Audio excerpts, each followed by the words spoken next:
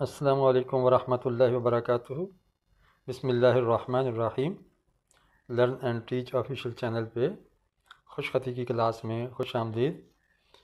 आज हम इंग्लिश के जो हरूफ सीखने जा रहे हैं, वर्ड सीखने जा रहे हैं, लेटर सीखने जा रहे हैं, वो हैं आई से लेकर जी तक इंशाअल्लाह कैपिटल लेटर सिखाए जाएंगे। मैंने कल भी समझाया था पिछले लेक्चर में कि जब इंग्लिश हम सीखेंगे तो ये जो कलम है ये अंगूठे और उंगली के दरमियान वाले ये चीरे में रखेंगे, इस जगह पर नहीं रखेंगे। अगर कलम ख़त वाला है या कट कलम है, कट पेन है, तो उसको यूँ रखेंगे। और कैसे जानेंगे कि कलम सही पकड़ा है? तो उसका तरीका है कि अगर ऊपर से नीचे को लकीर लगाएं और मोटी आए और दाएं बाएं लकीर लगाने से बारीक आए तो समझ जाएं कि आपने कलम ठीक पकड़ रखा है इंग्लिश के लिए। और लेकर जब आप उर्दू लिखेंगे तो कलम यहाँ पे आ जाएगा, यानी इस उंगली के आखिरी जोड़ पे इस जगह पे आ जाएगा, और लकीर ऊपर से नीचे को आएगी तो बारीक हो जाएगी और दाएं बाएं मोटी हो जाएगी। ये समझो कि उर्दू की लिखाई सीखने के लिए है, और ये जो नीचे वाला स्टाइल ये इंग्लिश लिखाई सीखने का अंदाज़ है कलम पकड़ने का। तो आप इसको मलहूज़ रखेंगे तो इंशाअल्लाह पूरी लिखाई करते हुए आपको कोई परेशानी नहीं होगी। तो बिस्मिल्लाह करते हैं। सबसे पहले आई। मैंने कहा था कि जितने भी कैपिटल लेटर्स हैं ये ऊपर की 3 लकीरों पे आते हैं, और अगर एक लकीर वाली कापी पे मश्क की जाए तो ये लकीर के ऊपर ऊपर ही आते हैं। जे के लिखेंगे जब तो इसकी जो बाजू हैं दो, ये नीचे से ऊपर को लकीर लेके जाएंगे, ये देखें, और नीचे वाला बाजू यहाँ से लकीर से मिला देंगे। ये ज़रा जहन में रखिएगा। फिर आप देख लेंगे दफ़ा ये इस तरह और ये इस तरह के आ जाएगा। गोया ये वी है और वी के दाएं बाजू के दरमियान से के का नीचे वाला बाजू या टांग उसकी बना देते हैं, तो इस तरह ये के लिखा जाता है। आगे एल, एम, इस तरह। कोशिश करें कि ये हिस्सा जो दरमियान में आए, दोनों इसके बाजुओं पे दोनों एंगल्स के दरमियान में ये नोक आए, एन की, एम की। और आगे एन, ओ, यूँ इस तरह घुमाएंगे तो आसानी से ये दायरा बन जाएगा। देखें कि इस रुख मोटी आ रही है और इस रुख बारीक आ रही है लिखाई। इस रुख पी, क्यू, उसी तरह ओ का दायरा बना लें और नीचे इस तरह इसके नीचे ये शोशा बना लें, छोटी सी मद।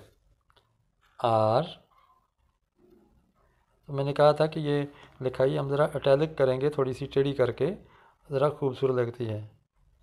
एस, टी लिखते हुए पहले इस तरफ लकीर लगाएं और उसके दरमियान से नीचे खींच लें, क्योंकि जब यूँ करते हैं आप पहले ये लगाएं और बाद में ये, तो हो सकता है कि दोनों तरफ बराबर ना आ सके टी का ऊपर का हिस्सा। यू, वी, डब्ल्यू, आगे एक्स, ये देखें। अब इसके दरमियान से काटते हुए इस तरफ मुखालिफ सिमत में लकीर खींचेंगे तो ये सेंट्रल पॉइंट है, दरमियान वाली लकीर। यहाँ से ये यूँ करेंगे तो ये बिल्कुल बराबर आ जाएगा। एक्स, वाई, जी, ये देखें। जब ये लकीर खींचें तो नीचे लकीर लाते हुए इसके पहले सिरे के बराबर होना चाहिए, बहुत आगे बढ़ी भी ना हो और बहुत पीछे भी ना हो। इस तरह आप देख देख के मशक करते जाएंगे तो इंशाअल्लाह लिखाई आप सीख जाएंगे। इसके बाद हम आते हैं कुछ ऐसे अल्फाज लेकर जो अरबी और उर्दू में मिलते जुलते हैं, उर्दू में भी इस्तेमाल होते हैं, अरबी में भी इस्तेमाल होते हैं। उसको हम इंशाअल्लाह पढ़ेंगे भी और लिखेंगे भी। अरबी और उर्दू में थोड़ा फ़र्क ये है कि अरबी की जब हम लिखाई करते हैं तो जो हरफ ज़्यादातर लकीर के साथ जुड़ जुड़ के आता है, ख़ास तौर पर ख़त नसख में। ये कुरान मजीद जो लिखा हुआ है बर सगीर में जो छपता है हमारे पढ़ने के लिए, वो उसका जो ख़त है वो ख़त नसख कहलाता है। आपको मैं ऊपर लेके देता हूँ नसख कैसे लिखते हैं, नून से सीन और खे, ये ख़त नसख है। और जो उर्दू लिखाई जिसे हम कहते हैं उसको ख़त, तो ये जो ख़त नसख है ये इसके सारे हरूफ लकीर के साथ साथ जुड़ते हैं। कुछ हरूफ हैं दायरे वाले, रे और वाव, ये लकीर से नीचे उतरते हैं। हमने पढ़ा था कि उर्दू लिखाई में रे कभी ऊपर आती कभी नीचे, लेकिन अरबी लिखाई में हमेशा बुनियादी लकीर से नीचे ही रे उतरती है। इसी तरह वाव भी हमेशा नीचे उतरती है। सर वत, सर वत। अगर छोटे बच्चे सीख रहे हो तो मेरे साथ साथ दोहराते रहेंगे तो इंशाअल्लाह उनको अरबी पढ़ना भी आ जाएगी इंशाअल्लाह। मीम ज़बर दाल मद, हे ते हत, मद हत। क़ौफ दाल, क़ौफ पेश दाल खुद, रा नीचे उतरेगी, दाल नहीं नीचे उतरती कभी भी, ना उर्दू में ना अरबी में, ख़त नसख में और नस्तालिक में नीचे नहीं उतरती। खुद रत, खिद। देखें लकीर को बुनियादी मुकाम मिलेगा, लकीर के साथ जोड़ जोड़ के हम लिखेंगे। खिद मत, देखें देखें उर्दू के जोड़ और अरबी के जोड़ में फ़र्क है। तो उर्दू में मैं आगे लिख के दिखाऊँगा तो आपको बिल्कुल वाज़ेह नज़र आएगा फ़र्क इसका। तो खिद मत। अब इसी तरह आप देखें से रे, से ये उर्दू की लिखाई देखें, से रे सर। देखें अरबी में रे नीचे उतरी है, उर्दू में नीचे नहीं उतरी। अरबी में से जो है वो लकीर के साथ जुड़ी है, उर्दू में इस लकीर के साथ नहीं बल्कि दूसरी लकीर के साथ से जुड़ी है। ये फ़र्क है इसका। वाओ ते वत, सर वत। उर्दू में मीम इस तरह लिखी जाती है मद, और है इस तरह, ये देखिए मद हत। अब देखें यहाँ है कैसी थी और यहाँ की है कैसी है, ये ज़रा फ़र्क सामने रखना है। आगे है खुद, और पेश दाल खुद रत। मुझे पहले लिखने पर कुदरत हासिल नहीं थी, यानी ताकत नहीं थी कुदरत।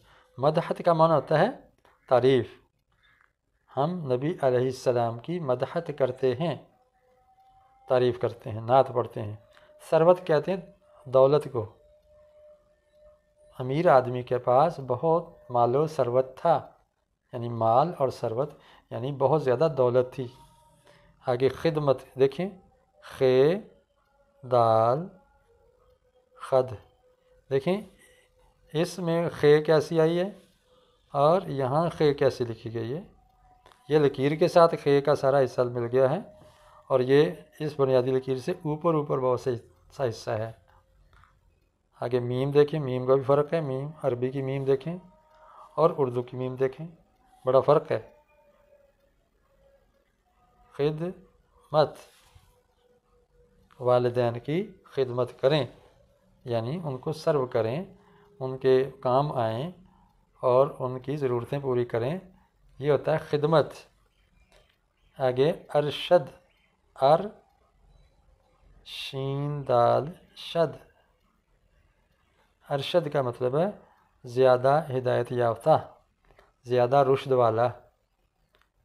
कहते हैं कि मेरा बेटा है वो बड़ा अरशद है, लेकिन उर्दू में यह हिदायत याफ्ता के लिए अरशद इस्तेमाल नहीं होता। ये अरबी का लफ्ज़ है तो वहाँ जुमले में इस्तेमाल हो जाता है। अलबत्ता इससे मिलता जुलता उर्दू में है कि रुश्द हिदायत या इरशाद, और इरशाद करने वाला होता है मुर्शिद, मुर्शिद। यहाँ देखो मीम और अरबी की मीम में बहुत फ़र्क है। इसकी रे भी नीचे उतरी है उर्दू में, अरबी में भी उतरी है, लेकिन अरबी में पहले आगे गई है और फिर पीछे आके नीचे को गई है रे, जबकि अरबी में नीचे ही नीचे आगे ही आगे बढ़ी है। मुर्शिद उसके बाद अर बद, अब तर। देखो दोनों के दंताने में कितना फ़र्क है। इसके सारे दंताने नोकदार हैं, इसमें गुलाई आ गई है। ये दंताना ऊपर है और गुलाई वाला नीचे है। मर कद, आम तौर पे उर्दू लिखाई करते हुए दाल इस तरह की बना देते हैं जैसे ये अरबी में है, जबकि ये दाल जब जुड़कर आए तो ये रे की शक्ल में लिखी जाती है। तो ये है, हमने अरबी को उर्दू बना दिया। अब हम अगर उर्दू को अरबी बनाना चाहें, अरबी लिखाई में कन्वर्ट करना चाहें तो वो कैसे होगा, ज़रा देखिए। देखें, तो ये जब हम बच्चों का टेस्ट लेते हैं लिखाई सिखा के उर्दू अरबी, तो हम उर्दू लिख देते हैं और कहते हैं इसको अरबी रस्मुल ख़त में कन्वर्ट करें, इसको बदलें। तो उससे उसकी लिखाई का पता चल जाता है कि इसको उर्दू और अरबी लिखाई में फ़र्क की समझ है या नहीं। ये देखें, मोर शिद, अर बद, अब तर, मर कद।